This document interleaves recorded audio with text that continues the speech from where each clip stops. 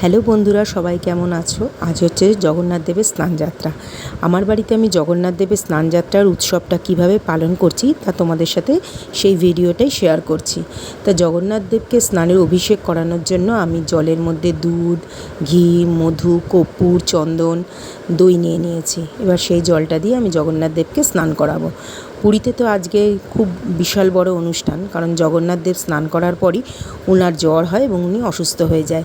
তারপর জগন্নাথ দেবকে দর্শন ভক্তবৃন্দরা করতে পারে না, একেবারে উনি রথে ভক্তবৃন্দকে দর্শন দেন।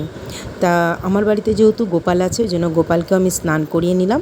এরপর আমি জগন্নাথ দেবকে, বলরাম দেব, সুভদ্রা মাকে সবাইকে নতুন বস্ত্র পরিয়ে ওনাদেরকে খেতে দিয়েছি, অল্প করে ভোগ নিবেদন করেছি। তা আমার ভিডিওটা, এই ছোট্ট ভিডিওটা কেমন লাগলো অবশ্যই তোমরা কমেন্ট বক্সে কমেন্ট করে জানিও, পারলে লাইক আর শেয়ার করে দিও। Thank you.